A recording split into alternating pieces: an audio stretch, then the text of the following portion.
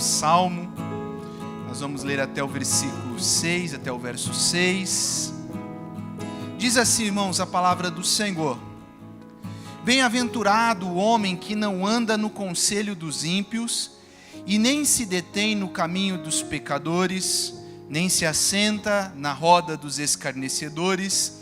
Antes o seu prazer está na lei do Senhor, e na sua lei medita dia e noite. Ele é como a árvore plantada junto a correntes de águas, que no devido tempo dá o seu fruto e cuja folhagem não murcha. Tudo quanto ele faz será bem-sucedido. Os ímpios não são assim, são, porém, como a palha que o vento dispersa. Por isso os perversos não prevalecerão no juízo, nem os pecadores na congregação dos justos. Pois o Senhor conhece o caminho dos justos, mas o caminho dos ímpios perecerá. Amém. Irmãos, o livro dos Salmos, longe de ser uma coletânea simplesmente de reflexões feitas por homens piedosos, onde traz ensino, revelações divinas, ele traz a palavra de Deus ao nosso coração. E o Salmo de número 1, ele faz essa abertura para aquilo que virá nos demais 149 salmos. Ele faz essa abertura elencando a justiça, elencando a piedade. E ele aqui começa destacando dois personagens. Quem são esses personagens? Nós temos aqui a figura do homem justo. Quem é este homem justo? O justo é aquele que se encontra em estado de graça com o Senhor. O justo é aquele que busca o Senhor. O justo é aquele que tem prazer na lei do Senhor, tem comunhão com Deus. E quem é o ímpio? O ímpio é aquele que demonstra desprezo, demonstra falta de piedade, falta de devoção ao Senhor. A poesia desse salmo demonstra o caminho destes dois personagens e como eles percorrem este caminho e quais os resultados deste caminho na vida deles. Nós vemos aí que o texto começa com a palavra bem-aventurado. E quando nós vamos ver a palavra bem-aventurado, nós temos ali a ideia de feliz, um homem feliz. Mas é muito mais do que esta felicidade, muitas vezes romantizada e conceituada pelo mundo. Nós temos uma felicidade no mundo, filmes, né? A procura da felicidade, a busca da felicidade, como ser feliz. Mas é uma felicidade muitas vezes pautado no ter, no conquistar, no ser. Essa questão romântica. E quando nós vemos essa palavra bem-aventurado, usado 26 vezes no livro dos Salmos, e também usada por Cristo no Sermão do Monte, nós vemos que felicidade é muito mais do que essa romantização. Nós vemos que o Senhor Jesus, quando começa o Sermão do Monte, ele começa dizendo: bem-aventurados que choram, porque serão consolados. Bem-aventurados perseguidos, porque deles é o reino dos céus. Repare que não faz muito sentido se nós pensarmos em um conceito do mundo, mas nós vemos que essa felicidade, esse bem-aventurado que o salmista traz aqui, é este homem que tem o seu prazer na presença de Deus. Repare, irmãos, que o texto, ele vai, como eu disse, nos mostrar os dois caminhos que esses personagens percorrem. E é isso que eu queria falar. O caminho do justo e em um segundo momento, quais os benefícios deste caminho. O salmista ele faz uma progressão, mostrando qual o caminho o justo não deve percorrer. Repare que ele começa fazendo uma progressão mesmo de algo menos grave até algo mais grave. Então eu gostaria de falar qual é o caminho do justo, fazendo essa negação com o caminho do ímpio. Em primeiro lugar, o caminho do justo é um caminho que não é movido pelos valores dos ímpios. Repare que ele começa no verso 1. Bem-aventurado o homem que não anda no conselho dos ímpios. Esse caminho do justo é um caminho que não é movido pelos valores dos ímpios. Ou seja, o justo é aquele que não adota os princípios e não anda pela opinião de quem não ama a Deus. O caminho do justo é aquele caminho que não dá ouvidos às pessoas ou à pessoa que não tem em Deus o seu prazer. O caminho do justo é aquele que não é movido pelos valores dos ímpios. Ele não adota, ele não pratica, ele não traz para si os conselhos, os valores, as práticas que o ímpio tem. E repare, irmãos, a Bíblia ela é cheia de exemplos de pessoas que ouviram o conselho dos ímpios e caíram, cederam. Por exemplo, nós podemos citar aqui Eva, a primeira pessoa na história a ouvir conselhos errados. Eu nem diria de um ímpio, mas eu diria do próprio Satanás. E o que aconteceu? Caiu, cedeu. O que a serpente disse? Olha, Deus sabe que no momento em que vocês comerem do fruto, vocês serão como Deus. Cedeu o conselho. Outro exemplo, Absalão, filho de Davi, ouviu o conselho de Aitofel e se virou contra o seu pai. Armou um motim, uma rebelião, a ponto de Davi ter que fugir, com medo de ser morto. Nós temos também o filho de Salomão, Roboão, quando assume o reinado, ao invés de ouvir conselhos de homens justos, homens sábios, que haviam direcionado seu pai Salomão, não, ouviu o conselho de pessoas que não tinham os valores em Deus. E o que acontece? Roboão pega e triplica, aumenta o imposto sobre a população. E a história nós conhecemos, isso traz uma revolta ao ponto de se levantar entre o povo um homem e dividir o reino. Então, irmãos, o caminho do justo é um caminho que não é movido pelos valores dos ímpios. É um caminho que não ouve o conselho, que não adota esses princípios. Por outro lado, o caminho do justo é um caminho que é movido pelos conselhos da palavra de Deus. Por quê? Porque a palavra de Deus ela é útil para nos ensinar, para nos repreender, para nos corrigir, para nos instruir em toda justiça. Qual o caminho nós temos seguido? Qual os conselhos você tem ouvido? Ou melhor, de quem você tem buscado conselhos? Em segundo lugar, nós vamos ver que o caminho do justo é um caminho que não imita a trajetória dos pecadores. Ainda no verso 1, ele diz que esse homem bem-aventurado, esse homem feliz, esse homem realizado em Deus, ele não se detém no caminho dos pecadores. Esse deter aqui é parar, é se ocupar, é justamente reproduzir as práticas dos pecadores, as práticas de homens ímpios. O caminho do justo é um caminho que não imita, ele não se detém, Ele não olha as práticas e quer imitar. Nós vivemos em um momento em que muitos lugares estão preocupados no que dá certo e não no que é certo.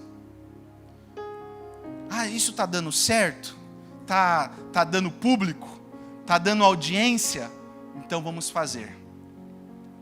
E muitas vezes isso é uma prática de imitação do ímpio, dos caminhos de pecadores que não amam a Deus. Paulo, escrevendo a Timóteo, ele diz que Demas tinha-o abandonado. Por quê? Porque ele amou o mundo, amou o presente século. Ele se vislumbrou com as coisas que o mundo tinha. E o que ele fez? O que Demas fez? Abandonou. Demas deixou Paulo. Demas traiu a confiança do seu companheiro. Demas foi seduzido pelas práticas, pelo caminho. Ele se deteve naquele caminho e abandonou a sua trajetória. Abandonou o seu caminho, o caminho da justiça.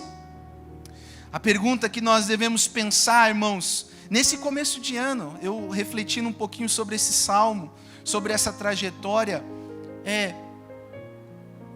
qual caminho nós temos imitado? Ou em qual caminho nós estamos nos detendo? Muitas das vezes. Muitas das vezes nós observamos, olhamos o caminho do ímpio para não fazer igual, ou muitas das vezes nós olhamos o caminho do ímpio e seguimos esse caminho, e seguimos essa trajetória. O justo imita o caminho do Senhor. O justo deseja se parecer com o Senhor. O justo é aquele que busca cada vez mais, como diz a palavra, se parecer à imagem de Cristo, autor e consumador da nossa fé. Qual caminho você tem seguido? Qual caminho você tem imitado? Você tem se detido, parado, observado, olhado? Nós vemos que o justo é este homem que não se detém, não para, não imita o caminho de pecadores. E repare, irmãos, que aqui nós estamos fazendo uma progressão. O caminho da impiedade, ele começa de forma sutil, com conselhos, com palavras, dizendo, olha, isso, as palavras primeiro. Depois, quando as palavras já estão permeando o nosso coração, a nossa mente, nós começamos com a prática. Então agora nós começamos também, o caminho do ímpio, o caminho da impiedade, começa agora a praticar o que os pecadores fazem. E aí vai para o terceiro estágio, que é a comunhão. O caminho do justo é um caminho que não tem comunhão com os zombadores. Ele vai dizer, ainda no verso 1, que este homem que é bem-aventurado, este homem que é feliz, este homem que é realizado, este homem que tem a sua satisfação em Deus, ele não se assenta com os zombadores. Ou seja, ele não tem comunhão.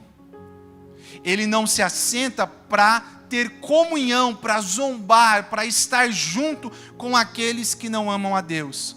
Então, é uma progressão, mas é uma progressão para queda. Não é para algo para nos edificar, mas para ruína. Ele ouve, ele pratica, e quando ele já está praticando, o seu coração está cauterizado, a sua mente está cauterizada, e agora ele se senta para ter comunhão com os zombadores. Esse é o caminho que o justo não deve percorrer. Este é o caminho que o justo deve negar. O caminho do ímpio, este caminho que começa de forma sutil até chegar ao ponto de ruína, de comunhão. de zombar de Deus e de sua santidade. Nós temos um exemplo na Bíblia, que claro, depois foi edificado por Cristo. Mas o próprio Pedro, ele vai no caminho seguindo, e aí as pessoas começam a dizer, olha, você não era um dos que andavam com ele? Não, eu não. Já a primeira negação. Depois ele para num ponto, e as pessoas falam, mas não era você? Tem uma impressão que era você que andava com esse Galileu, com esse Jesus. Não, não é eu. Até o ponto que ele está lá, na fogueira, junto, no braseiro, com todos, ali as pessoas zombando e dizendo crucifica, e aí um olha para ele e fala, mas olha, tem impressão que é você, porque até o jeito de falar é parecido. E aí ele nega a terceira vez, e aí Jesus olha, e o galo canta, mas depois ele é edificado. Mas repare, foi uma construção, um caminho de ruína. O justo, irmãos, é aquele que tem o prazer na comunhão com Deus e sua palavra. Repare no verso 2, o salmista, depois de elencar esse caminho que o justo não deve percorrer, são negativas. O justo não, o bem-aventurado não. Aí ele vem e diz, antes, o caminho desse bem-aventurado, o caminho desse homem feliz, o caminho do justo, é um caminho que tem o seu prazer na lei do Senhor e nela medita de dia e de noite. O prazer do justo é estar com Deus, é meditar na lei de Deus, é estar na presença do Senhor. E não só isso, o salmista agora aqui, depois de elencar este caminho que o justo não deve percorrer, ele fala dos benefícios que o justo terá ao não seguir o caminho da impiedade. Ele diz aí, no verso 3, que este justo será como uma árvore plantada junto a correntes de água, que no devido tempo dá o seu fruto e cuja folhagem não murcha. Ou seja, quais os benefícios do caminho do justo? Nós temos aqui, é um caminho de vitalidade, a árvore representa isso, é um caminho de longevidade, é um caminho de produtividade, dá o seu fruto na estação própria, e é um caminho de prosperidade, ou seja, as suas folhas não murcham, no tempo certo dá o seu fruto. Esse é o caminho, os benefícios daqueles que buscam o caminho da justiça, o caminho da piedade, o caminho da presença de Deus. Este homem é como uma árvore que tem as suas raízes aprofundadas, junto a ribeiros de água, sempre tem nutrientes, suas folhas nunca secam e os seus frutos sempre produzem no momento e na hora certa. Como é bonito, né, irmãos? O salmista diz, olha, não vá por esse caminho, não siga o conselho, não se detenha, não tenha comunhão. Por quê? Porque você terá os benefícios do caminho da justiça, do caminho da piedade. Você será como uma árvore. Logo na sequência, o salmista destaca que o caminho do justo, ele tem todos esses benefícios, mas o caminho do ímpio também tem algumas coisas que acarreta ele. Traz consequências. O caminho da impiedade traz consequências para o ímpio. Quais são? Ele diz aí, os ímpios não são assim. Verso 4. São, porém, como a palha que o vento dispersa. Por isso os perversos não prevalecerão no juízo, nem os pecadores na congregação dos justos. Pois o Senhor conhece o caminho dos justos, mas o caminho do ímpio perecerá.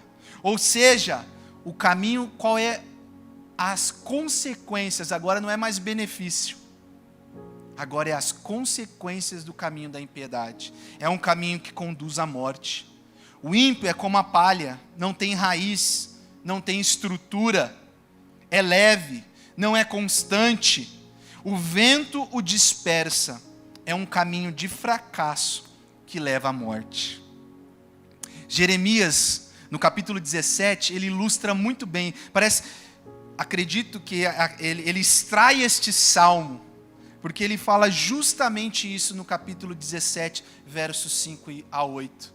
Ele diz que é maldito o homem que confia no homem e faz da carne mortal o seu braço. Por quê?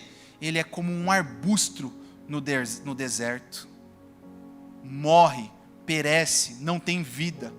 Mas no verso 8 ele diz: bendito o homem. Então, no verso 5 ele diz: maldito o homem.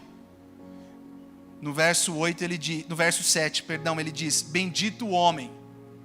No verso 5 ele diz que confia no homem. No verso 7 ele diz que confia no Senhor.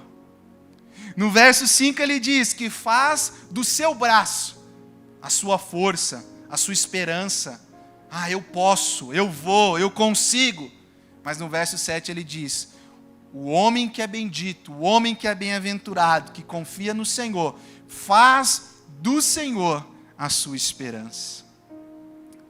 Que salmo bonito, irmãos, para nós iniciarmos o nosso ano de 2024. É de fazermos uma reflexão para este ano. Começo de ano é aquele momento onde nós fazemos as promessas, não é verdade?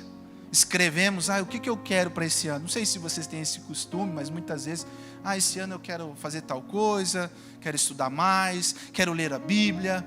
Muitas vezes, ali no final do 31, nós estamos escrevendo aquilo que nós queremos. Mas eu quero te fazer um desafio. Eu quero te fazer um desafio que neste ano de 2024, você escolha o caminho da justiça, o caminho da piedade, o caminho da presença do Senhor. Qual o caminho você tem escolhido? E a outra pergunta é: esse caminho que você tem escolhido, quais os frutos você tem colhido? Irmão Daniel, 2023 não foi muito bom o meu caminho. Eu te convido, eu te desafio nesse ano de 2024. Escolha o caminho da justiça. Escolha o caminho da piedade.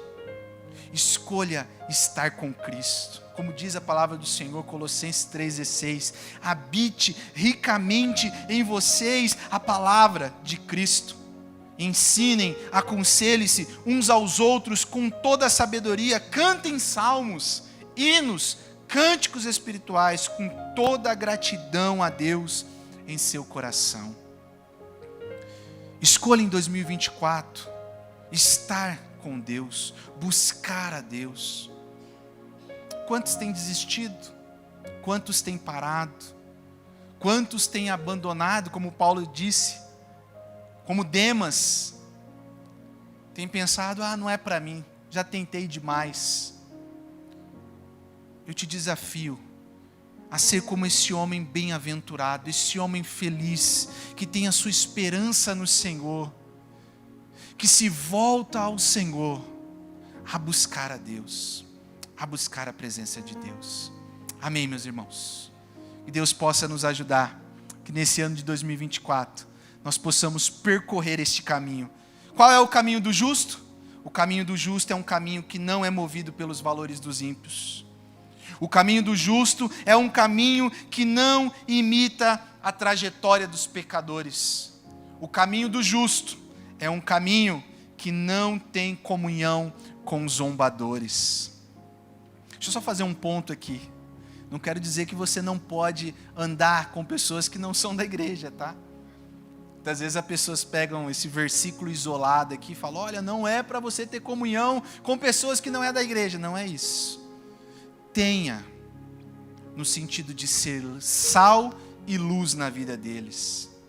Não no sentido de ter comunhão ao aderir às práticas e valores deles. Seja o homem justo. Seja o homem e a mulher que tem o prazer na lei do Senhor. O Salmo 1, ele faz esse link, essa abertura. até conversando com o Heavy Down hoje, é esse portão, essa porta que se abre para o saltério, para que todos os demais salmos, nós vamos ver que a lei e a justiça de Deus estão presentes. Esse homem justo é esse homem que busca estar com Deus. Deus possa nos abençoar, irmãos. Que Deus possa nos ajudar nesse ano 2024 a estar mais na presença dEle, a sermos fiéis, a buscarmos mais Ele, a termos prazer na lei do Senhor.